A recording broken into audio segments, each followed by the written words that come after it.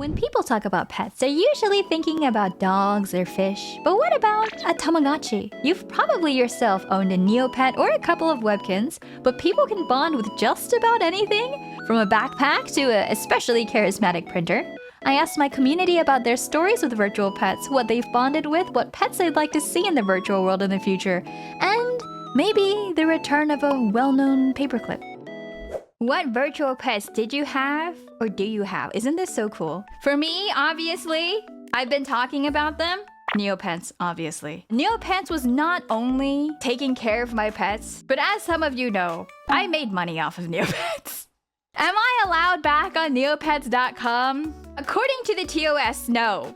I may or may not have sold my Neopets. Yeah, you could call me like a purebred dog breeder of Neopets, but running like an unsanctioned Neopet mill. But I loved my Neopets. I took care of them, I fed them, I made sure they were painted. I got them art competition prizes because I cared for them very much, and they're worth more when they have art competition prizes on them.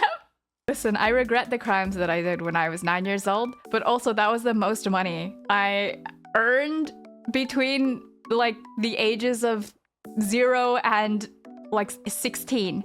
MMO pets, all of them. I have a zoo. I'll show it off someday. You have a zoo? Wait, that makes me think of Zoo Tycoon. Zoo Tycoon wasn't a virtual pet game though. That was a tycoon game. Sometimes you did feel like you had to take care of each zoo animal like individually, right? I had a Tamagotchi. Until my mom took out the batteries cause I cried every time they died, haha.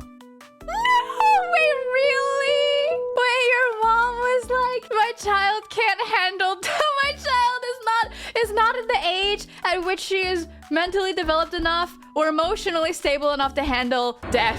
So I must take this away. You had one for a while to remind you to drink water. Wait, that's so cute.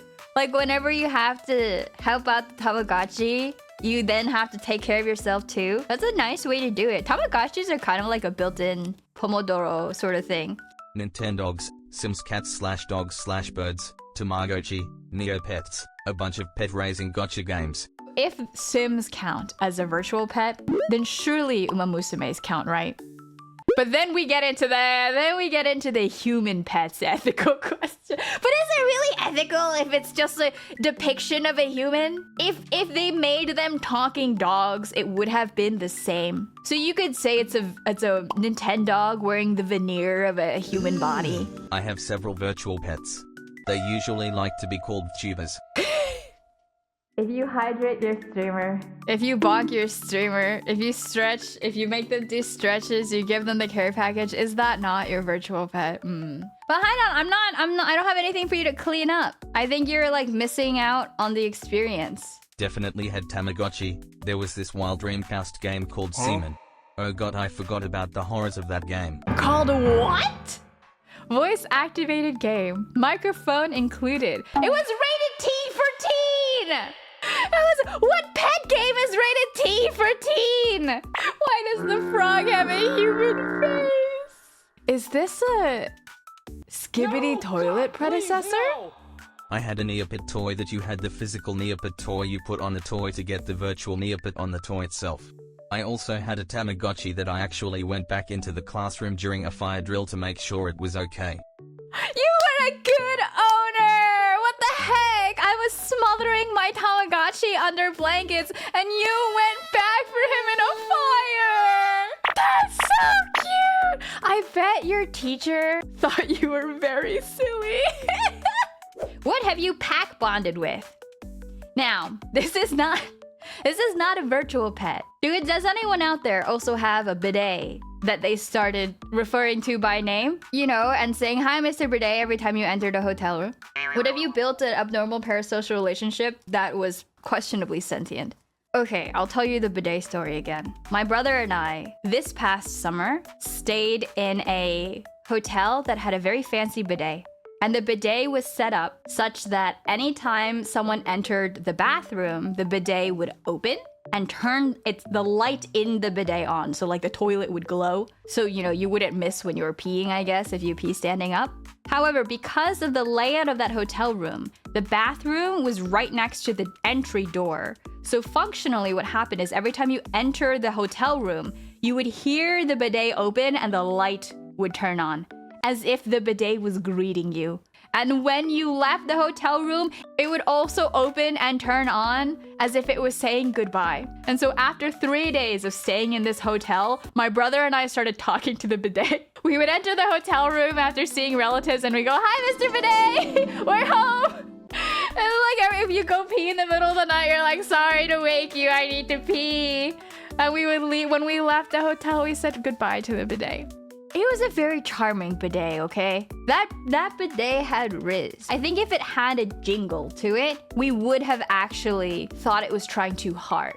It was the right amount of, you're doing your job, but you're doing it in a way that feels like it's responding to how I interact with you, that you begin to build a pack relationship with the bathroom. My college roommate has a Roomba, and she tells me when she's working during the day, she'll sometimes like drop crumbs on the floor so that the Roomba will eat it, and she'll be like, "I'm feeding my Roomba."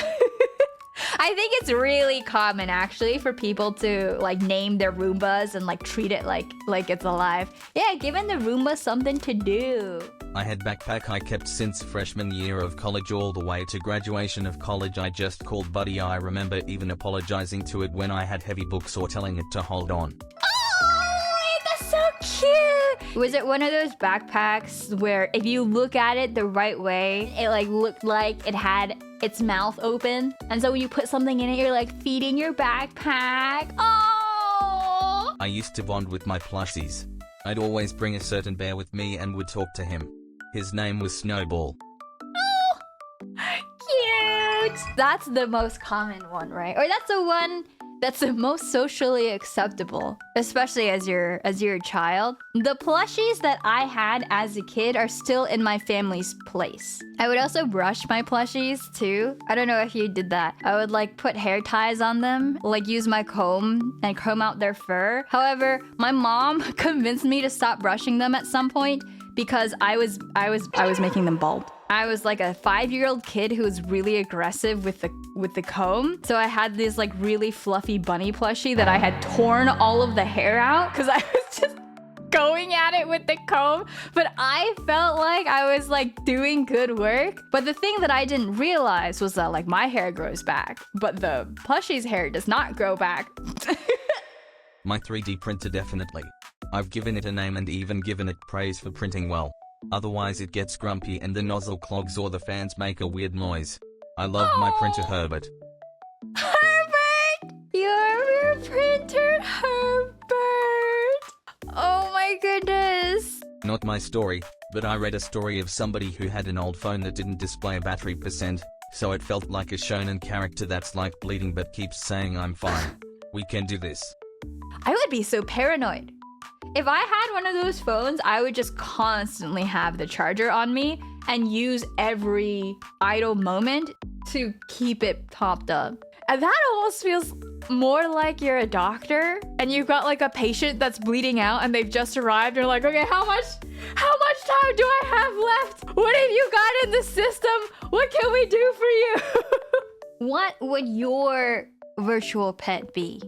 I had this idea on one of the earlier responses. I think I would actually go with the thing where your like work laptop starts to show like health bar stuff when you have unresponded to work emails, or you have something on your like Agile board that you need to check off. I would make it so like your whole work laptop screen starts to like glow red as if you're taking damage when you have like something get assigned to you. And then if it lingers, then it's like your health bar starts to tick down. That would be the productivity tool of my dreams. I would no longer need Pomodoros if someone could gamify my work laptop. I wouldn't make any new virtual pet. Instead, I would revive Clippy.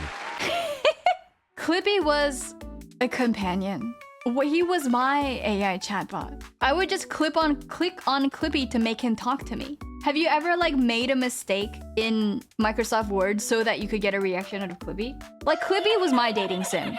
I don't like dating sims, but I would play a Clippy themed dating sim. Probably a virtual pet of myself that reminds to eat when slightly hungry and not when I'm already starving. I'm realizing, based on these suggestions, that what we really need are self-help tools.